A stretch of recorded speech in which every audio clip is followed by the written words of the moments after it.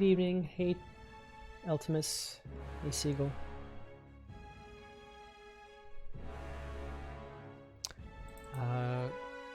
Gonna be streaming till I'm literally too exhausted to move. That's the plan. Figured I'd play this first since I actually have enough mental acuity for it now. That won't last very long.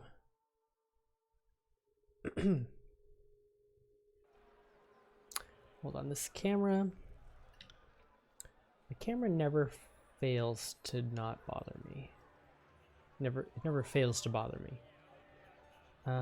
Because it keeps. See how the brightness changes whenever I move? It's so annoying. So I'm gonna see if I can figure that out now.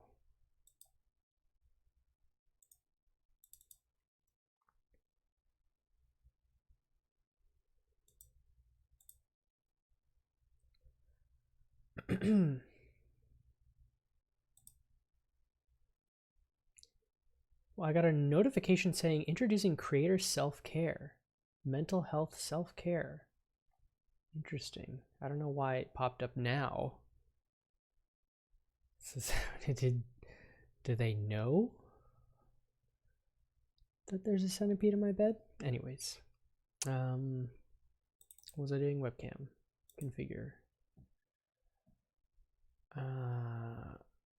Okay, it could just be the white balance. It's auto white balancing, but I still seems to kind of do it without the white balance. But maybe let's try without it. This looks normal, right? That's like a normal human amount of. Okay, that's a bit better. Well, it's still adjusting, but I think it's just the just compensating for the light amount. Oh, it has auto exposure maybe, but I feel like if I turn that off, yeah, it's way worse, which doesn't really make sense why auto exposure would be brighter and also better frame rate than not auto exposure, but that must be the problem. I mean, Streamlabs doesn't really have a lot of options in terms of oh, could it be this low light compensation thing? Oh, that was it. It was the low light compensation. There we go. Well, then I can turn the white balance back on. Actually, I kind of prefer this bluiness. Fits the theme of the website, but okay, well that seems to be a lot better.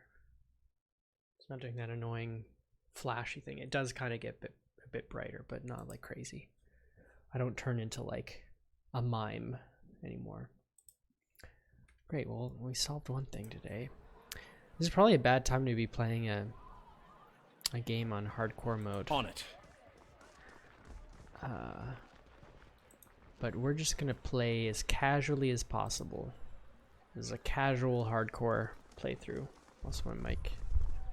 I don't like this mic position. Everything's changing today. I just woke up, decided to get rid of everything. My fridge still doesn't work. The one part of my fridge that needs to be defrosted is still somehow frozen. Though I can't fathomly see why. And it's like in a weird part of my fridge that I can't quite reach. Right, so last time we went in here, there's some sort of puzzle. Couldn't figure it out. I have a feeling I need more information, but I don't want to leave and spend days of travel only to realize I have to come back, so might as well give it a once over.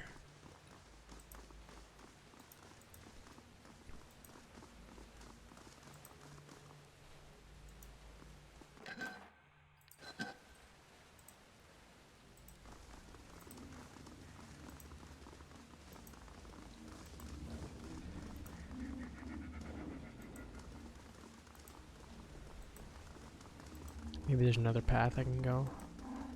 These are just camping supplies.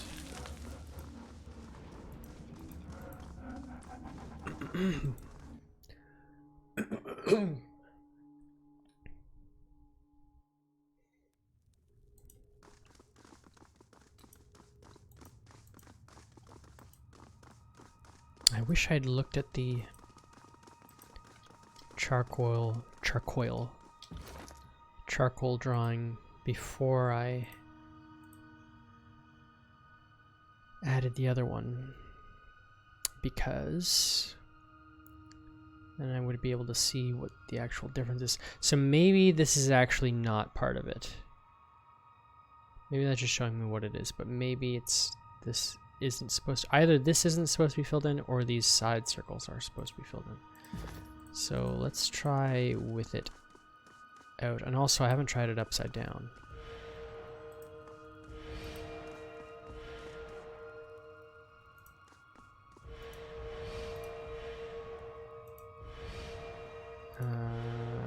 So yeah, that goes there.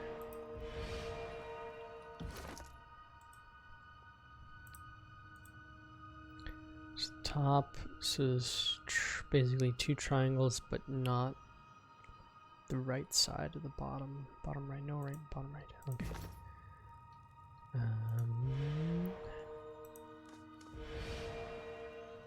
That is it, right?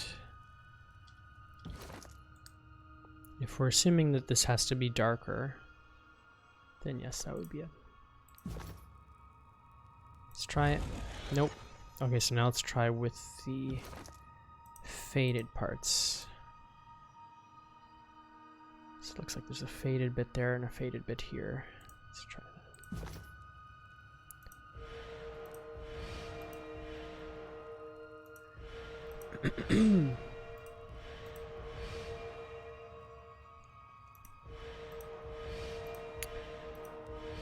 If that doesn't work, then the streamer I follow has a great strategy. It's called Infinite Monkey Theorem,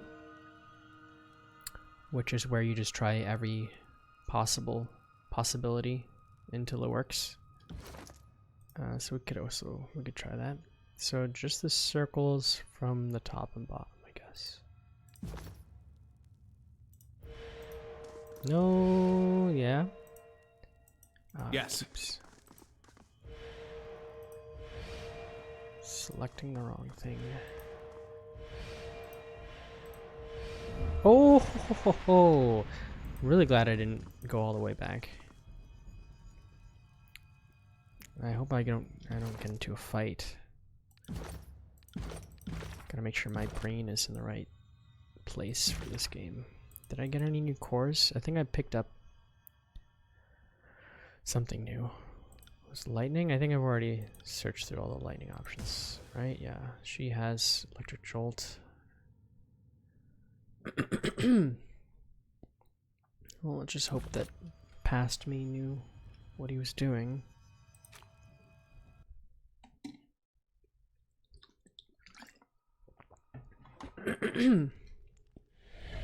Oh shit.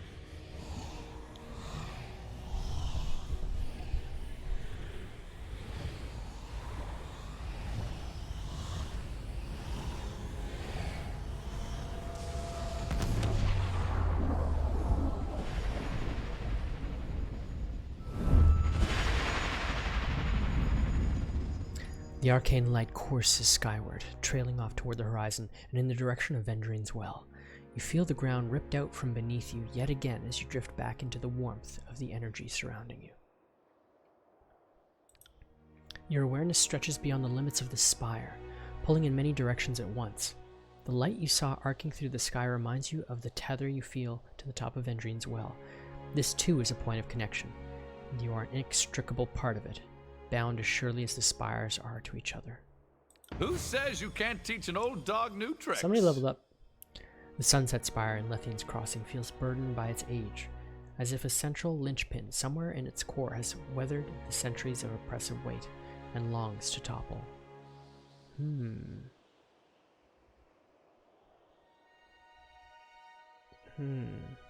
The surge of energy that courses through you, forming a link with Vendrian's well, strengthens the very stones beneath your feet. The structural weakness you detect vanishes, replaced by confidence that could keep this tower standing for millennia. Did I fix it? I'm repairing, or either I'm repairing it or it's repairing itself now that it's connected to the other one. Lantry. And tell me where you're writing from. Lantry speaks aloud as he pens a missive. And how to reach you, and I will send you an iron ring for your troubles. He signs his name with a flourish, and then tosses the parchment into the wind. In the blink of an eye, the heavy currents carry the slip of parchment eastward. I had this idea of a message in a bottle without the bottle. Maybe it'll work. Interesting. If I threw a dagger from up here, I wager it could split a man on the ground in half. Damn, but I want to try. Who knew that all this was up here while I sat below, wasting my time trying to gather a group of followers from the refugees in Lethian's Crossing? The untapped power in this spire is astounding. I must find out how to get some. Great. I forgot I left the one good person behind. And maybe Barrack's good too. The spire feels like a relay between you and Vendrian's well, bridging some transference of energy on an enormous scale. You are the first link of a chain that stretches the length of the realm. As you struggle to understand the sensation, you grow aware of whispers all around you. Listen closer. The whispers themselves seem to travel down the tether between you and your spires. Conducting heat, it feels at times unbearable. They speak of your actions, your choices, everything that led you to this place. Your name is known, your banner recognized, your deeds reported across the tiers and the Northern Empire alike. Huh.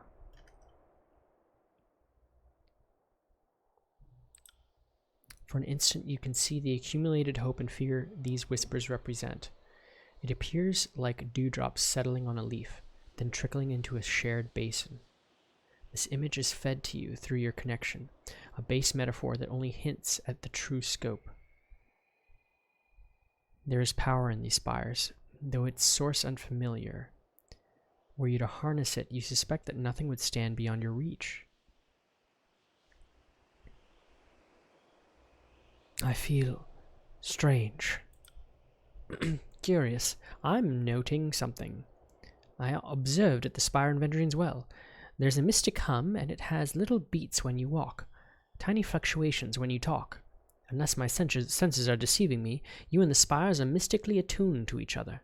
Most fascinating indeed. A quill pen appears in his hand, and the old sage begins furiously jotting notes on his arm. I feel it too.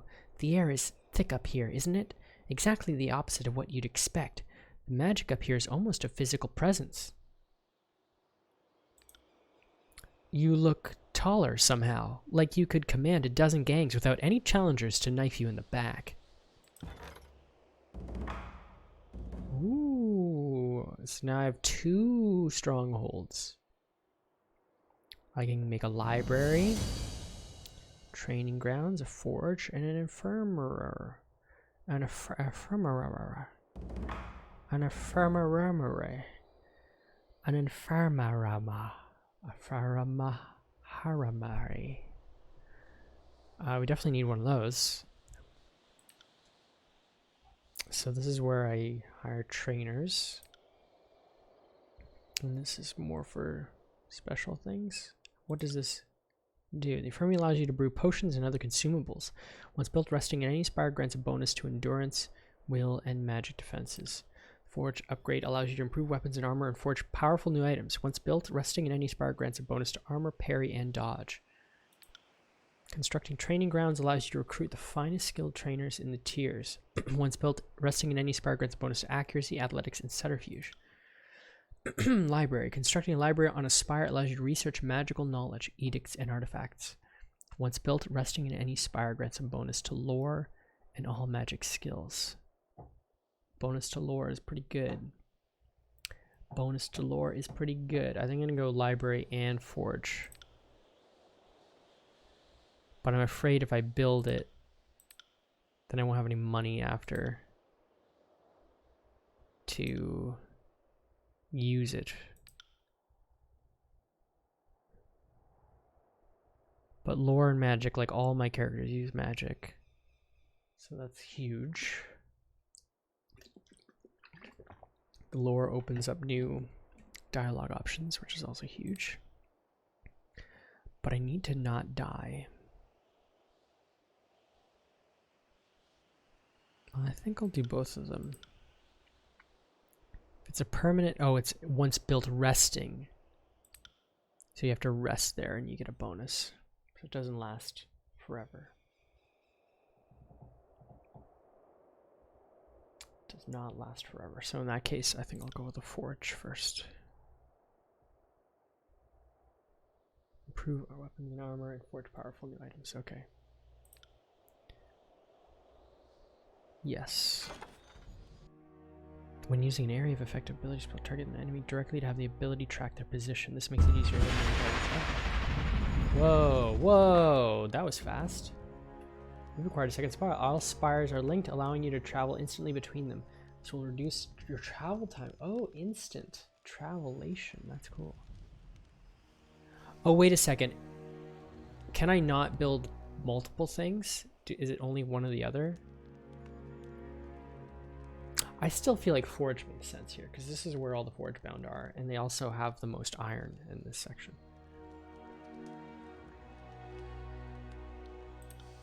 You can upgrade spires you discover building new structures. This would have been nice to know a second ago. Building new structures on top of them. Each upgrade will provide you with different benefits. Click the spire icon or press H to select to upgrade for your new spire. Upgrades take time and money to build and money to maintain. Oh shit.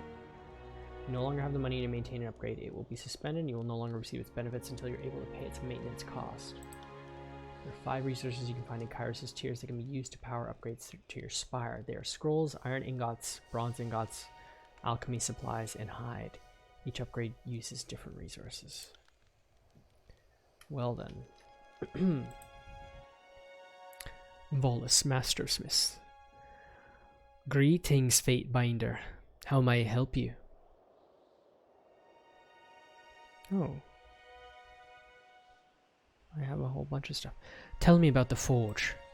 He gestures at nearby anvils. If you want to upgrade your weapons and armor, you can use any of the anvils. It should be simple enough if you got the materials. If you need something that requires a master smith, like forging a one-of-a-kind item, come talk to me and I'll see what I can do. Is there anything else I can do for you? I found a reference to a dagger called Heart's Blood. What can you tell me about it? Heart's Blood? Really? Let me see that book. He looks at it. This is incredible. Unfortunately, the information in that book isn't sufficient for me to recreate it. If you're able to give me more information on it, I could probably make it for you. I found this hilt in the old walls. What can you tell me about that? That looks like the hilt of Sentinel, one of the finest swords the Forgebound have ever made. With this, I could recreate it if you want. Oh, sweet. I want Sentinel. Certainly, Fatebinder. Sentinel. Fighters who live to an advanced age will adopt swords like Sentinel early in their career. Fighters who live... Wait, what? I think it means to say fighters who want to live to an advanced age will adopt swords like Sentinel early in their career. Tradition holds that the wielder etches a tasteful representation of their life's path along the flat of the blade, and anyone who picks it up after their death will know their story. This practice gave way to complicated laws of inheritance and has faded from popularity. This epic sword, not enough money. Not enough money. 60 rings. Okay, so what does it do? Crazy damage, amazing.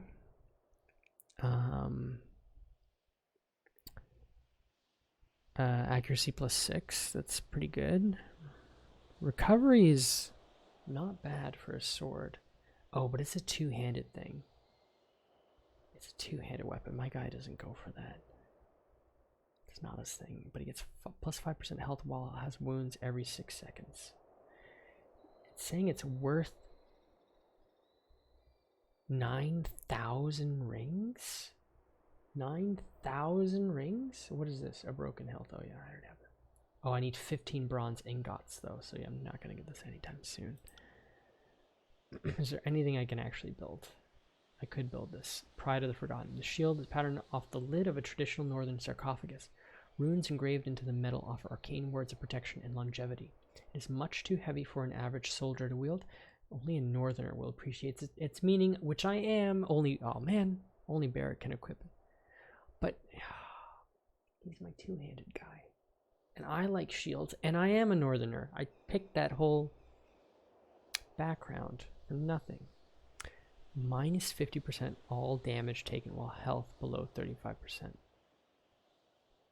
That should be mine, Barrack, you bastard. Nightwalker's boots. Can I even make this? Is it worth reading all this?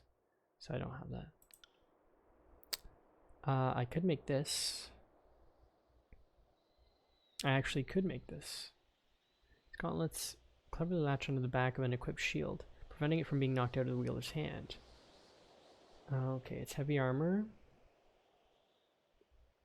2 armor is very good. Has an unarmed attack.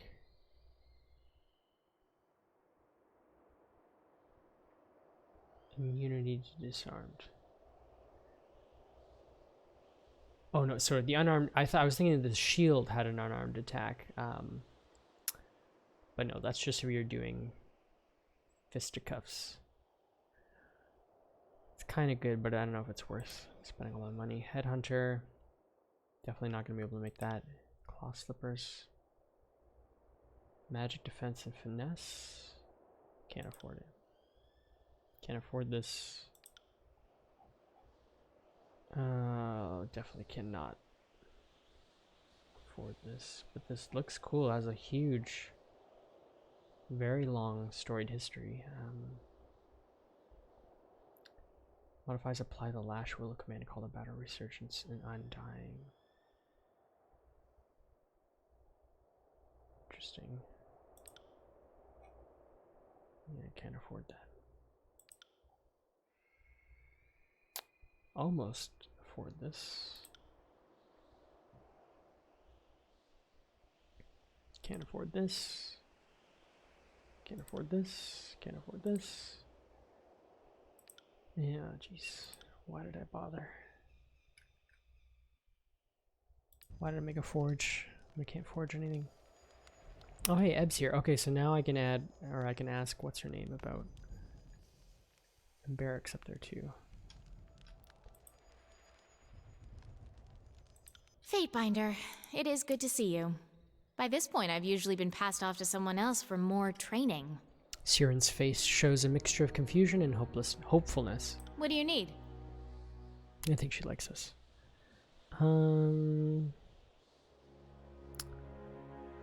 What do you think of your travel companions? Are we trading in gossip now, Fatebinder? Or are you collecting information to use against us? She arches her eyebrows inquisitively. What do you want to know about? Tell me about Barrack. The walking ring pile? Let's hope you never have to go anywhere unnoticed. There's nothing particularly wrong with him, I suppose, but he doesn't seem overly bright. I mean, what kind of idiot do you have to be if you can't even take off your armor? I'll admit he can handle himself in a fight, but he could use a little more up here. You literally have a helmet that you can't take off, and it even says she taps the side of her head.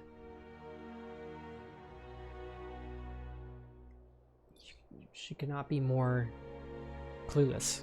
Tell me about Eb. She's got some power in there, that's for sure.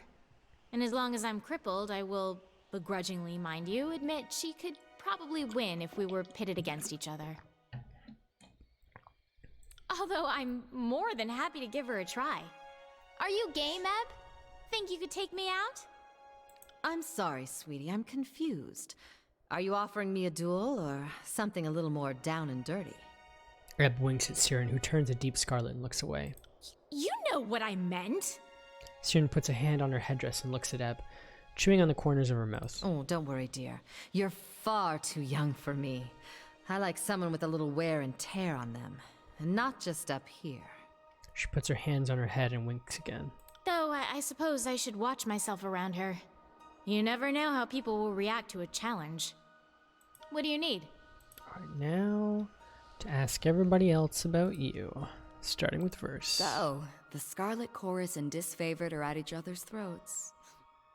Can't say I didn't see that coming, but the Archons might have waited until one war was over before they started another.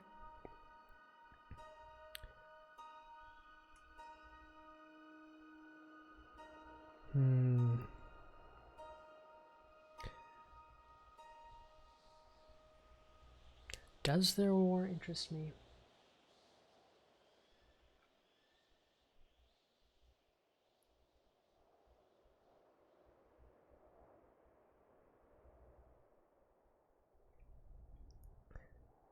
Do you think I made the right decision? Fighting with the Disfavored. Oh, not the call I would have made, but I'm sure you have your reasons. If you like iron weapons or something about that purple uniform excites you, then be my guest. Who can say? War is all about compromising your morals, deciding who lives and dies. What seems like a mistake turns into your greatest call down the road. Let me make one thing clear, just so that there aren't any misunderstandings. You support Graven Ash, and I couldn't care less. I'm here because you've done what none of the Archons could. Not even the voices of Nerat would fault me that. He's also a complete bastard, and I wouldn't want to miss an opportunity to stab him in the gut and take control of his army. So, there's that. I'll say this much. Our time together is anything but dull. My blades are yours for as long as you'll have me. Noted.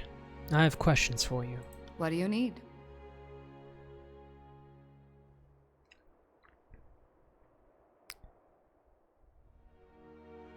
Apparent connection with Barrick. I would like to discuss your apparent connection with Barrick. You've just got to know, don't you? I suppose there's no point in hiding it. Barrick and I are siblings. And we share a father, if little else.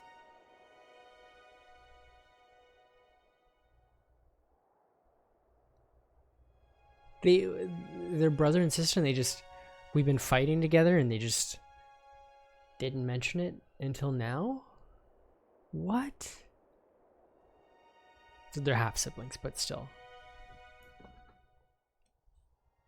I try not to think too much about some northern merchant dropping anchor in my mother's port, but it happened, and the fortunate result stands proudly before you. How did you two become aware of this? There were a lot of lazy days during the conquest, and among other things, I spent my off hours using messenger birds as target practice. You should have seen Ash's anger when he heard that was going on. One day, I snagged a bird that flew from the hands of a proud northern daddy. The missive was about the goings-on at the family farm. I recognized the name and handwriting from a note in my mother's belongings.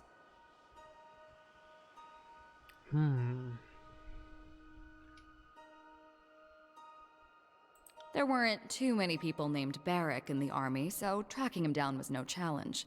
I cornered him in camp, and we shared a few heated words. Some blackmail, even. How has this affected you, Barrick? Well, Verse has a nasty habit of jabbering in my ear and making this war intolerable. I plan on parting ways and returning to the north at first convenience. My father will answer for his infidelity. This is great. Beyond that, I am happy to consider myself in every way unaffected. My superiors once accused me of having an impulsive streak, but I have worked to suppress it at every turn. Oh, they're family. When you go back home, send Father my fondest greetings and thanks. If he hadn't gone to ground on my mother's dry dock, I might not be here today. My heritage was a point of pride and distinction before I met you, Verse. Not that you would care. See, now I want both of them in my party, but I can only have 4 stupid characters. Have you noticed any significant impact, Verse? I've asked myself about that several times, but unfortunately I don't have what you'd call a definitive answer. The Northerners put a lot of meaning behind family and blood. Seems arbitrary to me, but I don't want to discredit it entirely. I told you about what happened to my Scarlet Fury sisters. The hesitation I experienced. Sometimes I wonder if that wasn't because of my connection to Barrick. He's stubborn, regimented, everything I'm not. I suppose there's no telling for sure, but if I had to guess... Yeah. Sometimes I get messed up in my head, and learning I had a brother has helped me understand that better. Wow. I want to ask this question, but that's just not my character. Let me ask about something else. What do you need?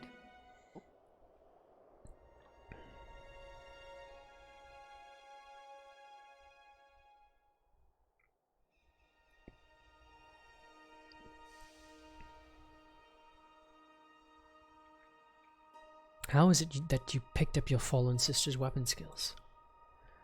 That's been on my mind for some time, and I still don't have an explanation that fits. I have a few ideas, but Verse frowns in deep thought. Scarlet Furies share a sort of link. It's how we coordinate our dance in the heat of battle. We don't pass messages or anything, but our emotions and intentions sync up without words. She starts worrying one of her knives. After a moment, she sighs and slaps the blade back into its sheath. Go on. The one thing I always knew was that I felt this connection more keenly than my sisters did. I could pick up nuances that they missed, and I could feel them from farther away. When my sisters died, I felt each of them getting yanked out of my brain, like someone pulling nails from a garden, but some of their slime residue was still there. Does that make any sense?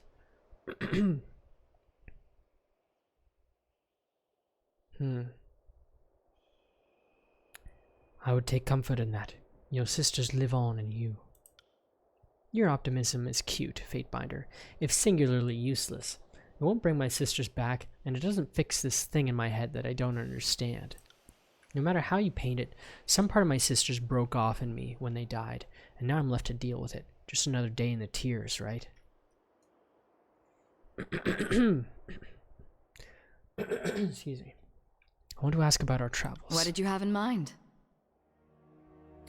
Any particular reason you've chosen to travel with me? Well, if you're baiting me for a compliment, you're talking to the wrong girl.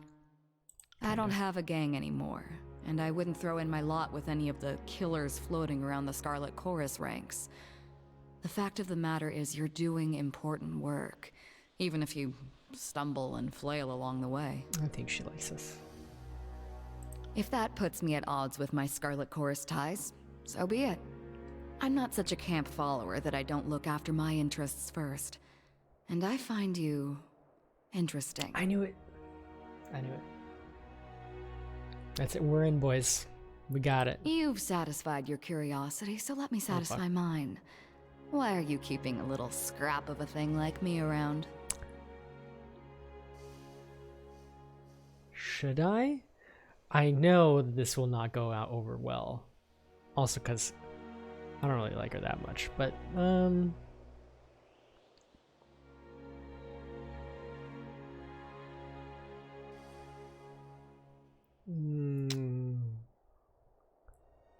kind of know what the answer to this is going to be, but I just want to say it anyways, just to, because I feel like it would mess with her more. And also, it's true, I do consider her friends. I'm going to say this. I consider us friends, don't you? Oh boy, we're getting into that territory, are we? Look, I know that folks tend to buddy up when they're in a camp together, but I'm not really friend material.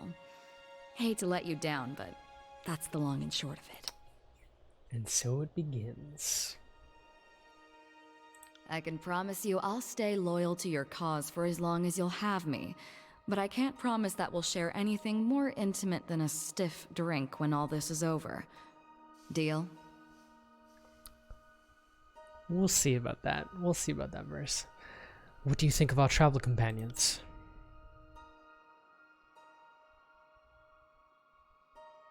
What do you think of Siren? Take this in the spirit in which it's intended. If I had her kind of power at that age, the last thing I would do is take orders from you. You may think that you're leading her around, but it might be the opposite. Would any of us even know the difference? All I need to know about Siren is that she scares Kairos. That pretty much says it all. What do you think about Ed?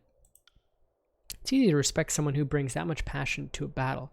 Even so, when she gets to talking about pushing Kairos out of the tiers, she makes me want to carve my opinions on the matter across her back. What do you think of Barrack? You mean my stinking brother in the iron suit? Her nose wrinkles in disgust. Well, I'll give him some due credit. He's more complicated than he looks. He's still an intolerant and unapologetic bastard. But that's more his business than mine. What do you think of Lantry? I've been meaning to ask you about him. Lantry is talkative, reads when he isn't writing, and brings as much to the battlefield as a sick bird. The warriors at your side shouldn't suffer from Elder's ache in their sword arm. You would be better by putting him out of his misery.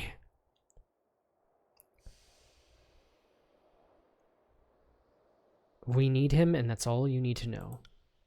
Understood. You got something in mind you're using him to accomplish? Then by all means, let him tag along. But don't expect me to keep him alive. If he's pulling his weight somehow, feel free to clue me in, because I'm not seeing it. All the times he's revived you and healed you, maybe? But no. No, forget about it.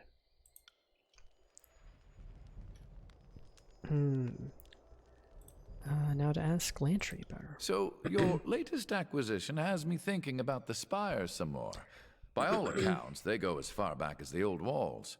Over the centuries, the nobles of the tiers have claimed the spires, but they've only ever battled over the land at the ground level of the monuments. I've never seen the glyphs of a spire light up in all my years. Not until you show up. If this were an isolated incident, I'd be confused. But it seems the spires, plural, are somehow connected to you. What's your secret? It says proclaimed edicts. It says broken them. Have I broken an edict before?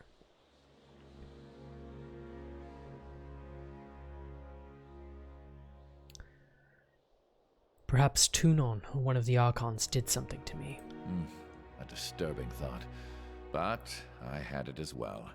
If the Archon of Secrets tampered with your mind, I figure it'd be obvious. The same way that Narot's stooge Fifth Eye is noticeably strange. Maybe Tunon has more subtle ways of altering his subjects. A long sigh escapes Lantry as he sticks his quill in his mouth, chewing on the tip. His head tilts from one side to the other, muttering inchoate half-words. I've never seen this word before in my life. Inchoate? Inchoate? If anyone knows what that means, please clue me in.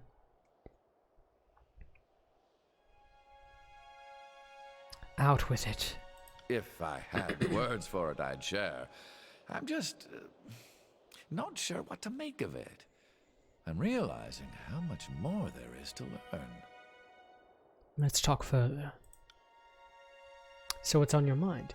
Did you want to discuss the matters of the present, or would you prefer a more scholarly rant? Let's discuss current matters. Of course. How can I help? Know anything about the region we're in? Lethian was a merchant, fearless one at that. Takes a rare breed of profiteer to risk settling a corner of the old walls. These days, the settlement is bustling. Though really, displaced war refugees are the reason for the crossing's recent growth. Oh, see, the war did do some good stuff. You were the governor of this place for a time, right? That must have been an interesting experience. Care to discuss it? Lantry slides a quill out from his sleeve and readies a sheaf of parchment. Okay, so I could tell him about the disfavored soldier falling in love with Siren. Generals demand a bunch of iron swords and then march off to leave the forges undefended.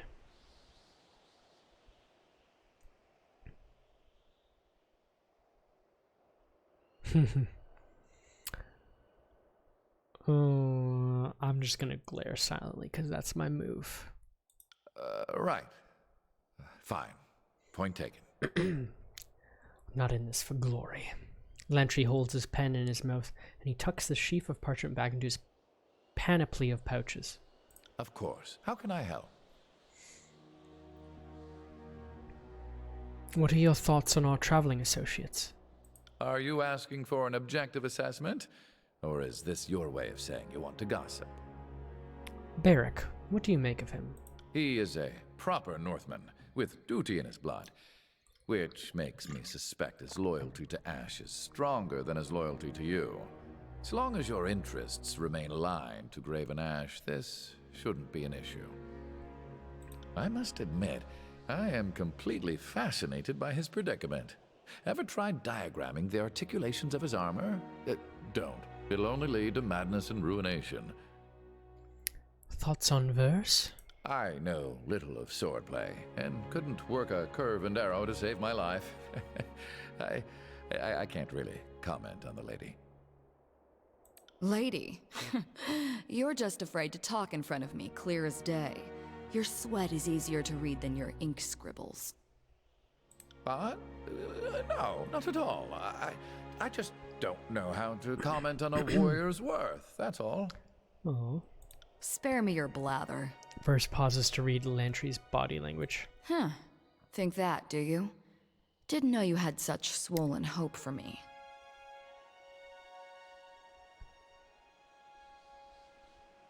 Verse, explain yourself. Just calling it as I see it? And I see he's holding back. Nothing serious, just a bit insulting. No need to keep secrets, Lantry. A most fascinating specimen. I think she has great potential. A dangerous amount of potential, to be blunt. The Scarlet Furies are the fighting elite of the Scarlet Chorus, and that means floating to the top of a sea of blood and chum. We should consider ourselves lucky to have her on our side, with her weapons usually pointed away from us. What do you make of Ebb? Good tidecasters stay underwater. Kairos did the Tears a favor by erasing those moon howlers from history. A shame one of them escaped justice. I like that I make you this agitated. Considering all the things that don't seem to bother you in the slightest. I'm not gonna lie. I'm kind of getting off on how much power you're giving me here. And then there's your coquettish act whenever someone calls you on your teeth. I'll be the one ready to tangle when, not if, you decide to pounce. What do you think of traveling with Siren? As a chronicler of history, I am most honored to have the chance to travel alongside a luminary. I can write down her speech word for word, letter for letter, and proclaim it back, but yet the words lack her charm. This supports my hypothesis that her power manifests by the actual sound of her voice, and less of the particulars the words chosen. Fascinating. So, if I'm hearing you right, you're saying my words have no weight or significance, and it's simply my magic that makes me powerful. I've got a song for you, Lantry. Do you want to hear it? What? It's high praise. Let's speak of something else. I am nothing if not a semi-reliable font of knowledge. What did you want to discuss? Give me 1 second, I just gotta wash my hands. Still got some grease on them.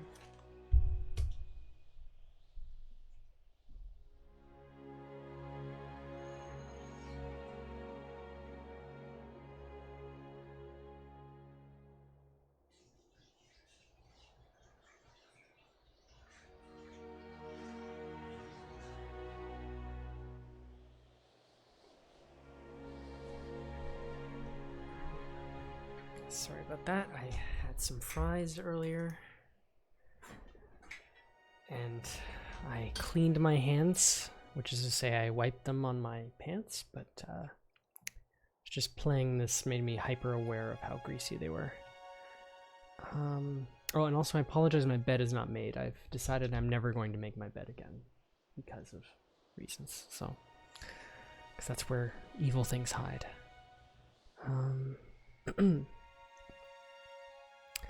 I feel like we've already discussed this stuff, but it's highlighted again, so I'm guessing that there's more to it now. I'd like to know more about you. Me? Well, fine, but I'm not a very fascinating subject. I study interesting people, enough to know I'm not one of them. Were you born Lantry, or did you take that name on joining the school of Ink and Quill? Most sages take a new name when they join the school, but for me, the transition was difficult at first. I stuck to my old commoner name and then just never got around to picking some highfalutin name like Sage Apophasis or Sage Dangling Participle.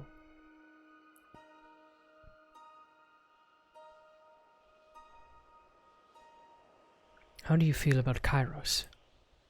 How can I not help but find him to be the most captivating person alive? The man has bent empires, claimed continents. Where he goes, history follows. I won't deny he has killed, millions at least, but I contend more would have died in petty wars across Tyranny in the void of Kairos. I've seen what tiny despots, merchant cabals, and mage guilds can inflict in the names of all sorts of righteous causes. I'll take the rule of Kairos over the tyranny of every idiot on Tyranny. What's your story? Tell me the origins of Lantry. Someday, someone half your age will ask you to sum up your life and you'll realize what an odious request that is. Well, where to start? It's funny, yeah, I thought I asked him this stuff before, but I don't remember specifically anything, so whatever, we'll ask him again. I grew up in Sunder. I was born right after independence from the realm of Stalwart. So yeah, do the math and you'll realize I'm old. My parents were harbor hands. My mother never returned from a voyage, and my father lost his hand to infection and decided to sell me to the school of Ink and Quills. What's this? In a treaty that ended with the firm stipulation that Sunder choose to leave, and that Stalwart did not lose a civil war, the Free City of Sunder marks 347 TR as its year of independence. He's pretty spry for 84. Wow. Remain silent. As a novice, I was assigned to the Dove Coats, where I learned how to raise and groom birds to carry missives, and most of my early tomes are on that subject. 10 years and several tomes later, someone decided I was ready to be welcomed into the inner circle and shown the ways of magic. And since then, I've spent a great deal of time in field study, which I suppose readied me for life after the fall of the Vellum Citadel. Well, as much as anything could ready one for the strangeness of these days. Is this your true skein? Did you always want to be a sage? I cannot imagine doing anything different. I suppose in my youngest days I yearned for battle and glory like most boys I knew. Having now seen how short a soldier's life can be, I look back on that old calling, that old mindset, and laugh. So really, what's your story? What do you mean by that? Glares silently. I assure you, Fatebinder, my life is very long but very boring. I'm flattered you suspect me of being more interesting than I am, but alas, I've nothing fascinating to hide. I know you're smarter than you act. Extend me the same courtesy. Ooh, 18 subterfuge skill experience. Lantry strokes his beard, leaving flecks of sepia among his white whiskers. I was on the take from the voices of Nerat. Or at least an agent of his sent me to the School of Ink and Quill 30 years back. It'd be years later until I made the connection to the Archon. Most people think the war began 3 years ago, but the voices of Nerat had his hands in things sooner than that. I was part of that early invasion, an eager kid happy to accept a 30-year assignment that comes with an education.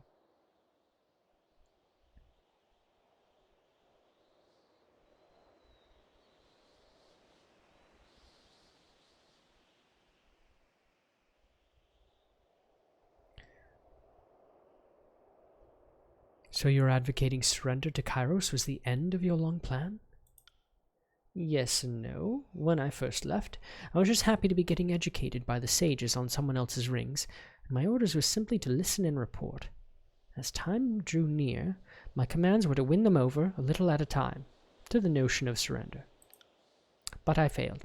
The elders of the school grew defiant and the militant minds won out. These are tearsmen, after all. I didn't deliver the surrender, and it took the Overlord's edict to end what I was sent to do.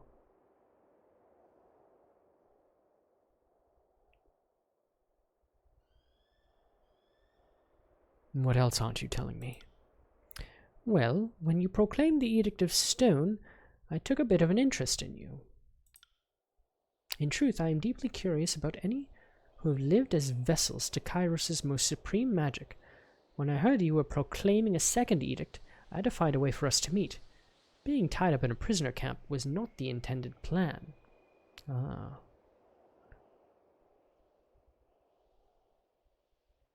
Thank you for telling me. Now, no more secrets, understood? I gained loyalty. I will endeavor to earn your trust as best I can. Sorry to have given you reason for doubt. Let's speak of something else. You mentioned raising birds earlier. You think you'll go back to doing that? At some point, yes. Good birds are needed to keep the missus moving through the tiers. I set all my best birds to flight before the edict. Turn of phrase. Constant call, and the rest. They're out there somewhere, and maybe when this is over, I'll summon them back to start a new dovecote. I am nothing if not a semi-reliable font of knowledge. What did you want to discuss? I have questions about our allies and enemies. Well, you might want to ask a more soldierly type about the armies, but do you want to talk about the Archons or other mages? I wanted to ask you about the Archons. I know much of such luminaries, so I'm careful with my words, but ask if you must. Tell me about Graven Ash, Archon of War. Ash has served with Kairos for a mere century, but he has been a reliable general and level-headed warlord. Certainly when compared to some of the more bloodthirsty Archons to serve under Kairos. I'm not saying the disfavored are merciful. I'm just saying I've read the stories of the Archon of Blood and know it could be worse. I know Graven Ash can defend his soldiers from far away. Ash's Aegis is the term us Arcanophiles have taken to calling it. Not surprisingly, Graven Ash is beloved by his troops. I mean, if Tunon could mystically protect you from cudgels and sharp sticks from leagues away, you'd like him more. Tell me about the Voices of Nerat, Archon of Secrets. The Voices of Nerat is one of Kairos' most dangerous and unpredictable servants. He can pull memories, whole personalities, if you believe some reports, from his victims, and over time, this has created a single Archon with the knowledge of countless lifetimes. He and I were in written contact as part of the taking of Vellum Citadel. Though I exchanged very few words with him, it was readily apparent that the Voices of Nerat doesn't see people. He sees uses. What do you know of Tunon, Archon of Justice? First, I suppose I should ask what you know of him.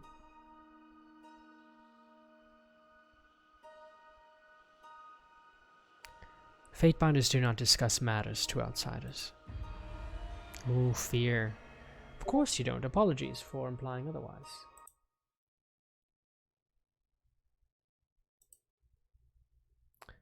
Next. Tunon, Archon of Justice, exists in text spanning back hundreds of years. I can't say I know how he came to be the Overlord's adjudicator. Maybe you know that one. But he oversaw the conquest of the Tundra Sovereigns, and they bowed to Kairos in the year 83.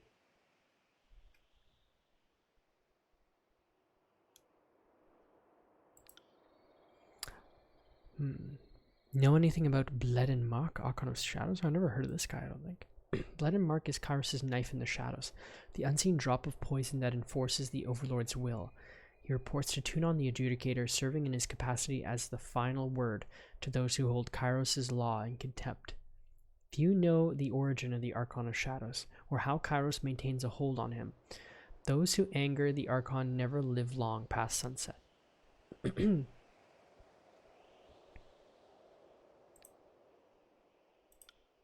Very little. His name is not printed in many texts. I know that he is sworn to Tunon and acts as his assassin. I know he goes back a long ways, though. I've long assumed he served Kairos about as long as Tunon, give or take. What of Siren, Archon of Song? Not the youngest Archon in history, but certainly one of the younger, and history has yet to write much about her. And if I happen to be the first to write about her, well, that will look nice for my legacy. My life isn't a performance for your amusement, Sage.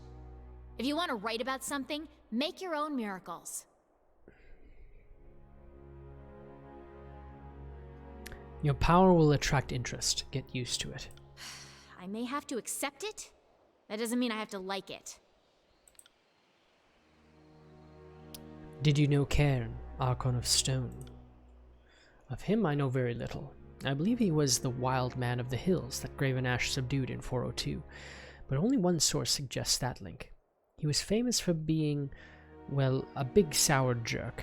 Seems he let his mouth run off about Kairos, and that was the end of his story.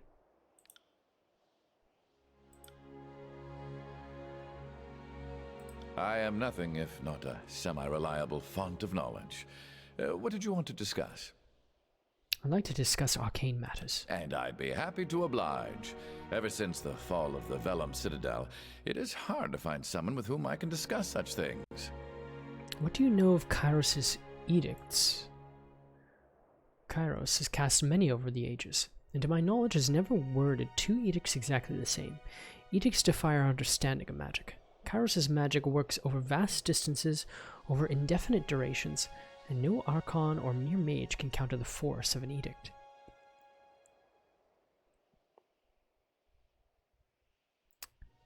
Do edicts work on the same arcane principles as spellcraft and other magic? Edicts are the strongest manifestation of magic we know, and they seem to violate all other lesser phenomena. No dispel cantrip has ever dented or abated an edict. Even archons with powers of great durability cannot shrug off their effects. Just look at Cairn. Now, what I find curious, edicts can flex a little. Or so my studies suggest this is the case. Take the Edict of Storms. While the day it was proclaimed was the most violent, the actual radius of the storm has changed over time.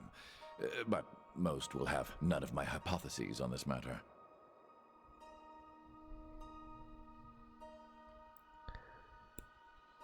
What can you tell of edicts in general? I explain it to my students like this. A spell is to an edict as a drop of rain is to a hurricane. Edicts and spells are both magical cantrips, but differ in intensity by orders of magnitude. Edicts are almost commands to Tyranny that must be carried out until the instructions allow for the magic to end. If Kairos wants a plague until the next Judge's Day, expect copious buboes until next Judge's Day. Nothing is ever dispelled an edict, nothing outside of the edict's own sunset clause, as I like to think of them.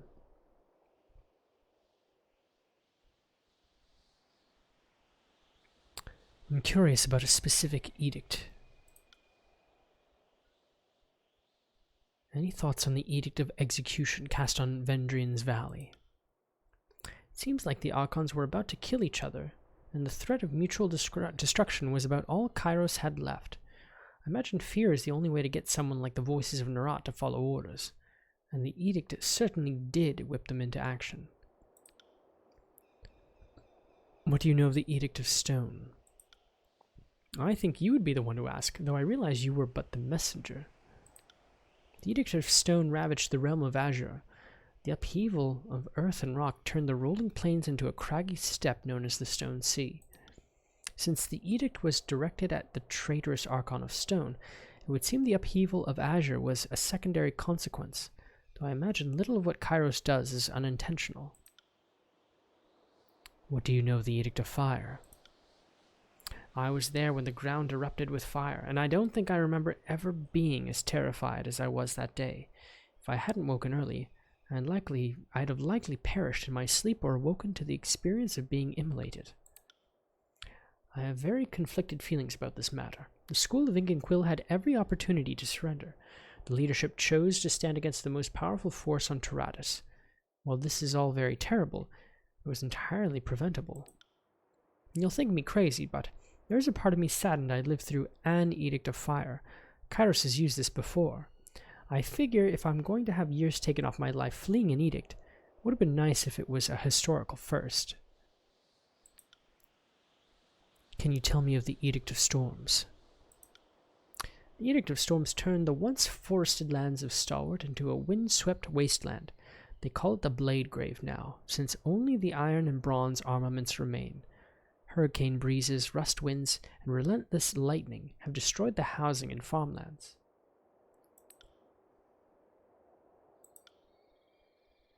Fine, I'll take the bait. What's your conjecture about edicts? So, in my studies, some edicts resolve some problem of the overlords and then vanish into history. But the edicts that linger around, almost all of them begin to widen. Their effects become more intense. Here's the intriguing part. The older the edict, and the more that's written about it, the more the reports of that edict get more dire over time.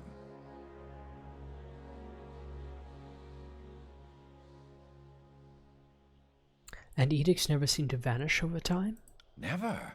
The only time history knows of edicts ending is when someone answers the commandments put forth in the original proclamation.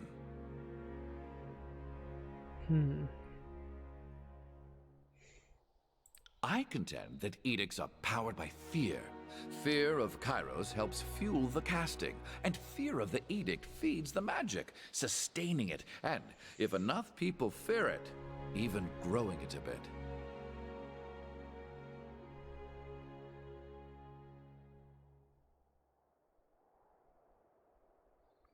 Rule by fear is certainly Kairos' way.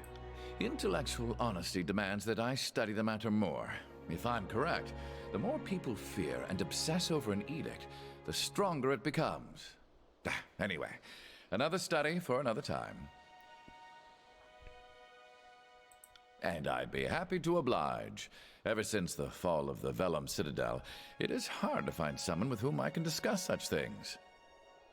We're all about intellectual conversation here. What do you know of the magic of the Archons? I've studied many of the Archons for many years. Compared to the other sages, I'm an expert on the subject, which is sad because I feel like I've still so much to learn. How does the magic of the Archons work? The Archons have all magical powers that are intuitive. When the voices of Narot pulls out someone's mind or Gravenash protects his soldiers, that magic isn't a signed spell or ritual. To them, it's closer to flexing one's hand. Archons are the... what's the word for it? Axiom of magic? The root of magic? Spell pioneers?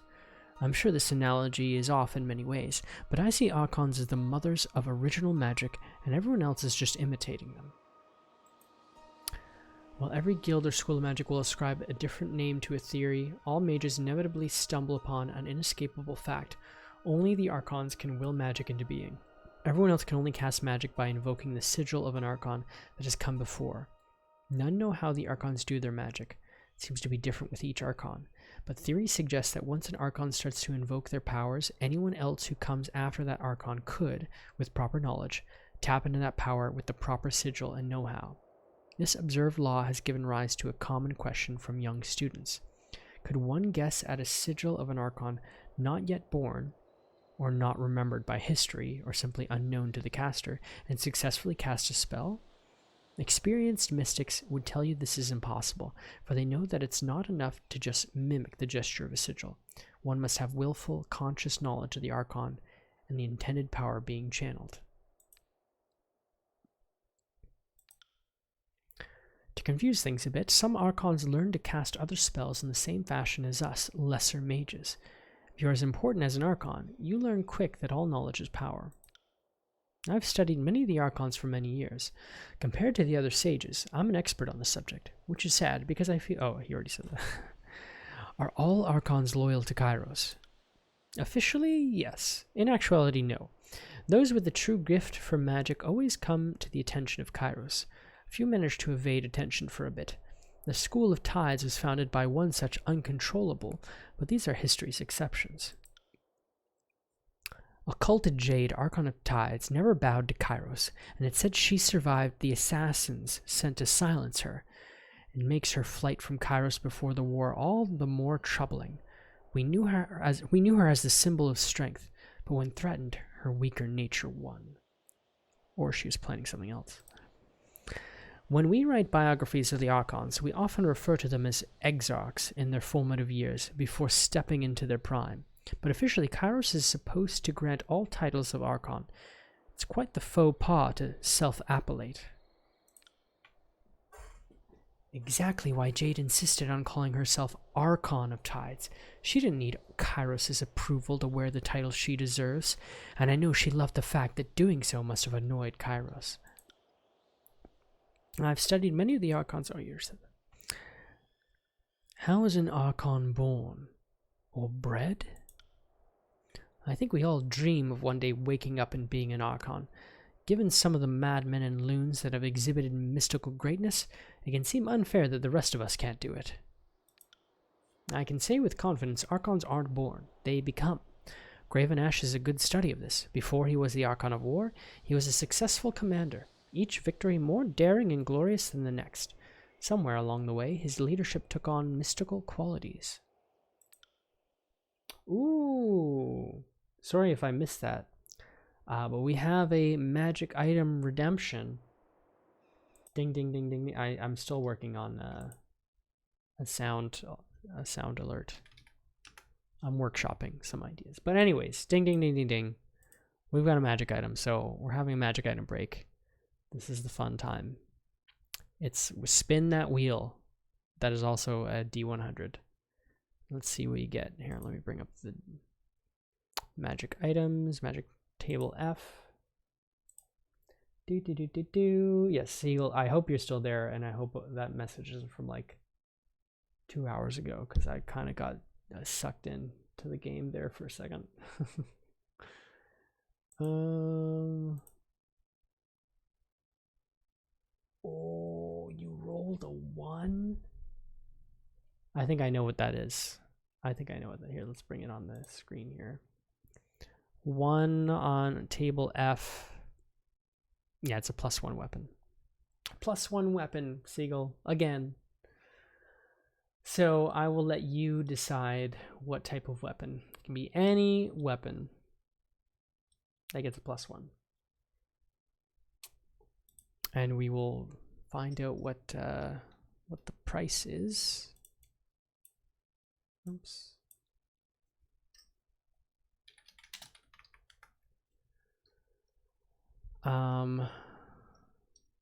But yes, if you don't want to decide, there is a random weapon table somewhere.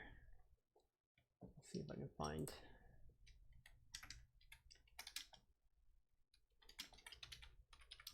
I think I bookmarked it actually. No, here we go.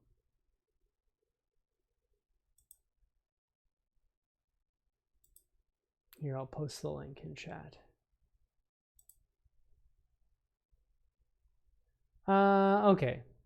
Okay, we'll table it. I guess, yeah, if you want to consult.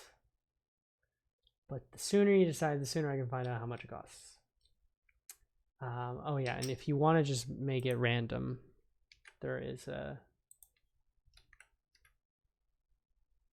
table that somebody compiled. It's pretty good because it lists them by how rare they are. So like you're less likely to get a super weird item, but it's still possible. I like it. But anyways, congratulations on your new plus weapon. Well, not your new plus weapon, but for unlocking a new weapon for the party. Thank you very much, Sagi / Seagull. And when you're ready for more magic items, you just hit that button. You slam that gong. You ring that bell. I'm really curious. I feel like there's a specific item that you're trying to get, but I don't know what it is. But I'm really curious if you're ever going to get it or how long it would take. In theory, you should get it by 100 rolls on average. Or not even, because they're really separated. It's not like there's 100 items on the list. It's more like 50. So if you roll 50 times, then You got a good chance, I think. But back to the game. Back to gossiping with Lantry, our favorite game. The Graven Ash we know today can reach out and protect his soldiers from harm, but maybe at first he could just protect those near him. I wouldn't know for certain, but all will attest that he didn't have this power his whole life.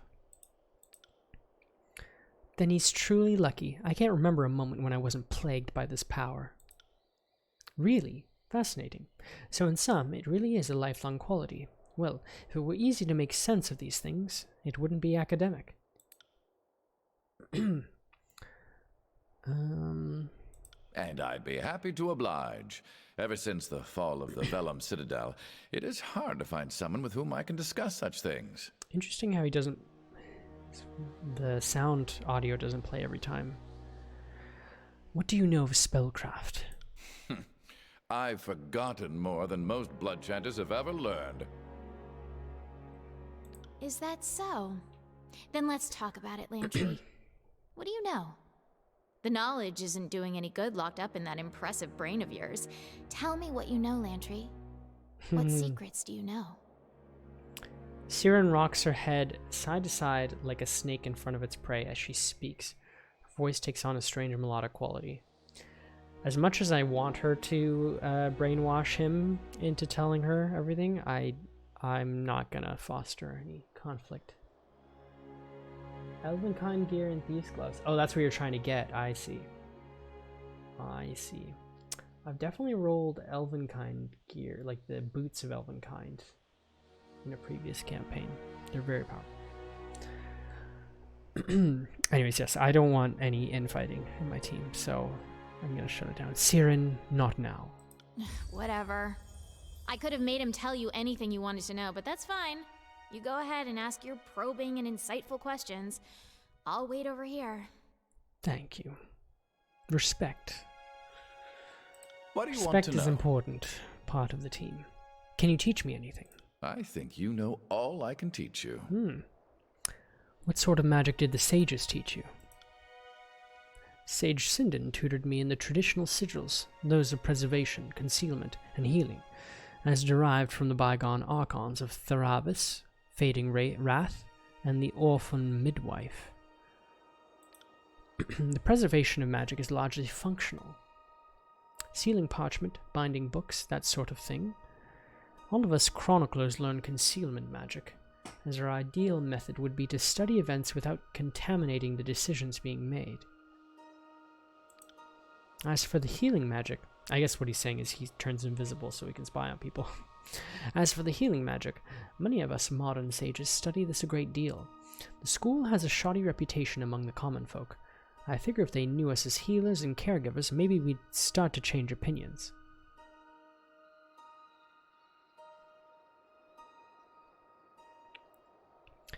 So, you study magic to spy on people?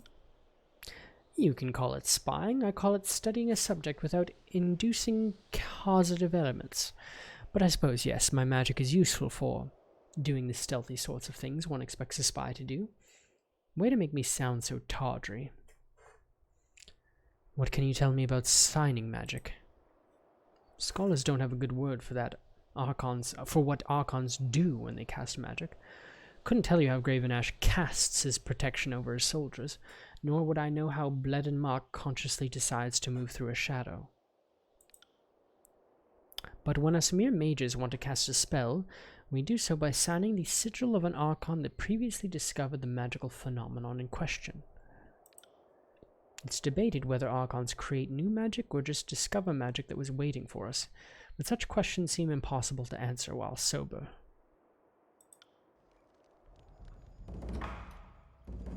Ooh, I unlocked a Lantry ability. He really appreciated me sticking up for him. Oh, I got a new letter. And did someone level up? Oh yes, he leveled up as well. Oh good, I can finally get his lore up. What raises lore, wits, and resolve? I'm gonna go with resolve. Because this affects a whole bunch of stuff. This like control force, control frost, Whereas this one is, well, this is control everything. And dodge. Oh. Actually, and subterfuge, yeah, so maybe wits is better. Maybe wits is better. This raises endurance, will, and magic defense, though. But this raises magic defense anyways. This lowers affliction duration. But this raises spell strength. Oh, I'm definitely going with this one. Do I want to do that? Do I want to do that? Yes, I do. Save. Yes, save. I need him to be my lore expert. That means he can add new spells. Oh yeah, and he has a new ability. Let's see here. Hit precision, ability to decipher ancient languages, useful skill for deciphering new magics during travel. Improves lore. How much does it improve lore? Plus 10. That's very good. That's extreme goodness. What is arcane judgment? Powers Watcher's judgment, strike foes near the target. Oh right, that's his stealth attack.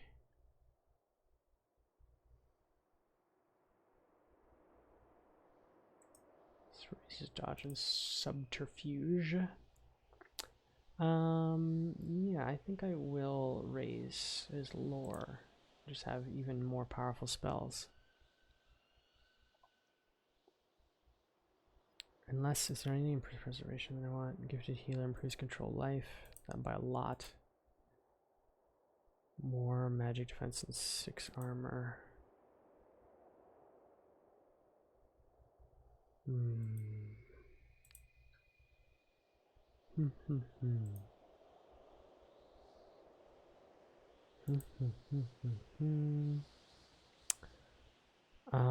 What does this do? Increases health restored by second breath. Slow time, slowing their actions. Ooh, that's really good. But I think I just want lore now. I want lore right now. And it will unlock more spells, so. Seems like the right call. Which means his lore is 91 now. 91 lore. He can cast anything. He can proclaim edicts. I already have haste. What was the one that I unlocked that I couldn't? Oh, was it this one? No. Oh, it was the life one. Right. Yeah, vital body. It's my nickname. The cooldown is so long. I could reduce it, but barely. How long does it last? 45 seconds. Pretty good. So range, I think is probably gonna, I think range is the only thing that he's gonna be able to fit. Range and duration, but I think range is better. Because he's not gonna cast it more than once in a battle, most likely. What do I get rid of though? Concussive bolt. I guess I'll get rid of concussive bolt.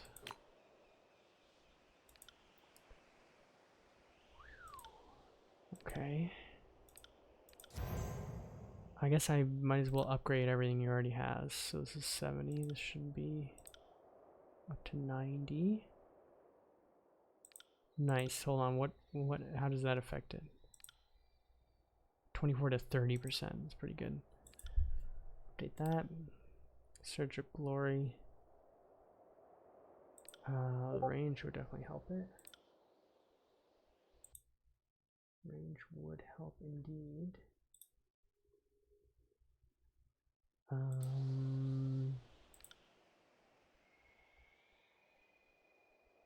I can't fit everything. I'll do cooldown. It only lasts for 20 seconds, so yeah, I think a better cooldown. I think cooldown would be better.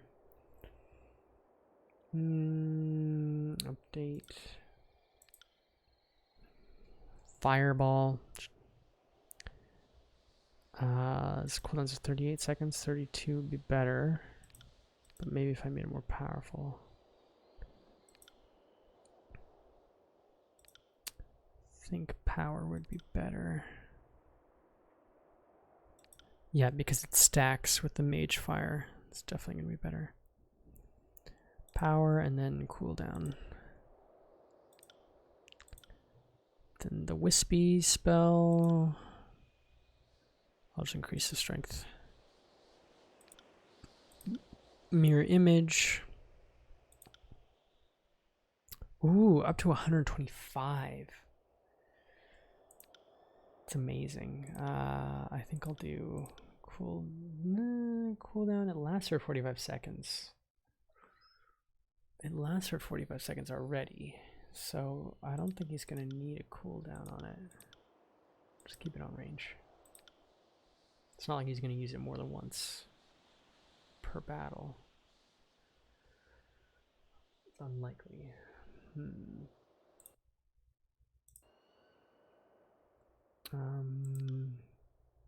Haste. Also, it's probably not going to use this more than once per battle. So I think I'll go for accuracy. I don't know if accuracy is actually going to do anything. I think it just increases the chance of a...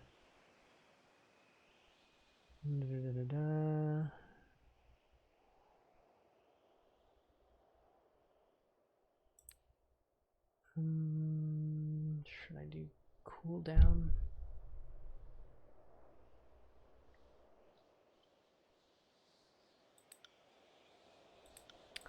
I'll do cooldown. Hasted vital block. Okay, wow. He is super powerful.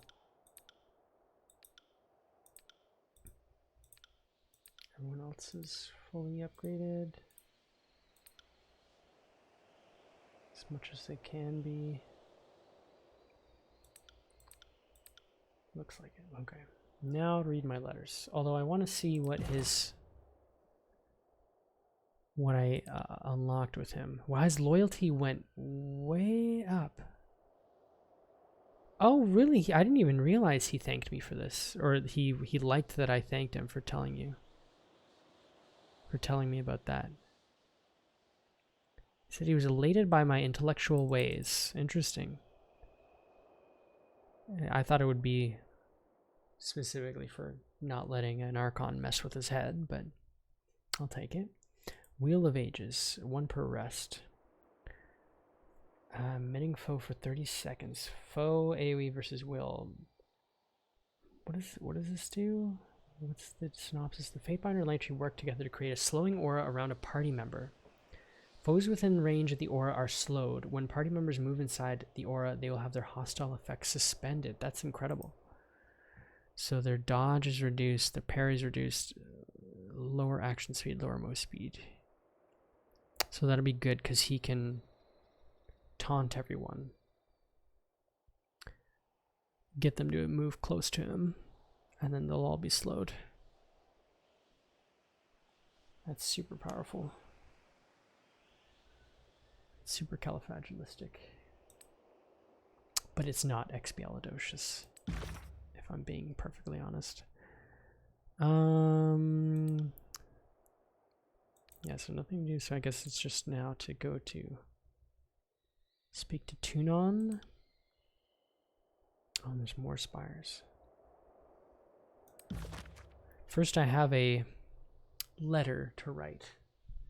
I'm going to write one letter and then I'm going to switch to a game that requires less mental faculties because I'm not awake enough for this game.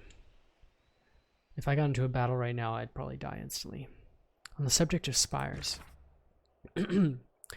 My dear Rhombus, the court is all abuzz with the news of the civil war. Representatives from the chorus and the disfavored are having little shouting matches in front of Tunon. Oh, sorry. Oh, I thought it was Tunon writing me. But no, it's Fatebinder Rogulus. See, man, I'm so glad I chose the name Rhombus. I was thinking it would be a silly name, but it's actually very, like it's almost the same as this guy's name. What should this person sound like?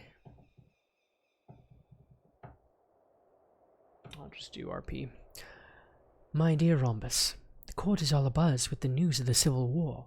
Representatives from the chorus and the disfavored are having little shouting matches in front of Tunon. The petitioners to the court seem swept up in talks of who will crush whom, and if and when Tunon will bring down the gavel and stop the fighting. What has me more intrigued is the other story out of Endrian's Well. Tunon sends you on what I thought was going to be a one-way trip to the well, and not only do you live, you somehow claimed the mountain spire. And you broke Kairos' edict, too.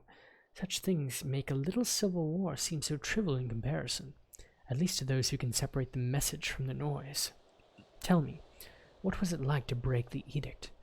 And how is it you took control of the spire? Fatebinder Rogulus. Let's see, where does this look?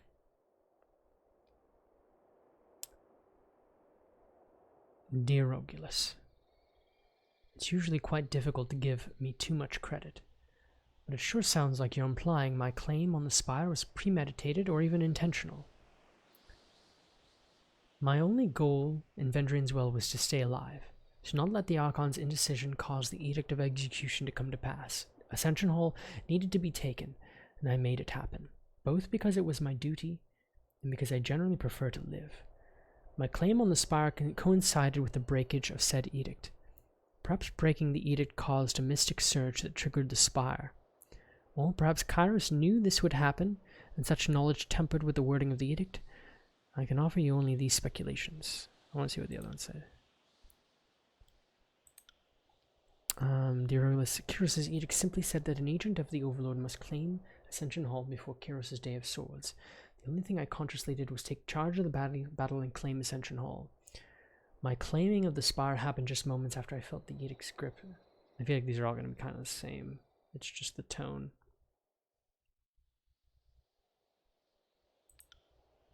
What are my questions, though? Did you know what the wording of the edict would entail? Did you advocate that I be sent on what was likely to be a one-way journey? Ooh. Questions seem to imply that my actions of Endrian's Well were orchestrated when they were, in fact, the product of me responding to a chaotic situation, nothing more. Dealing with two petulant, disagreeable Archons occupied what precious time I might have spent undermining Kairos. How about you tell me what you know first? You were the one who taught me the value of never being tricked into self-incrimination. How could I possibly argue with that sort of wisdom? I like this. I feel like I should not be too buddy-buddy with the other Fatebinders, because they are servants of an evil tyrant, so... Yes, I'm going to ask questions of my own. Send it. He's not going to like me. My favor... It's going to go way down, probably. Probably way down. Okay. Consider it done. So I should probably stop playing this game before I make any serious decisions. So, like the one I just made. But I am still going to stream. I'm just going to switch to a lighter, more lighthearted game, I think. Something super chill, super relaxing, with a decent amount of dad jokes. Just a decent, actually more like a overflowing surge of dad jokes. An eruption of dad jokes, you could say. I am, of course, talking about Undertale. So let me just switch my category.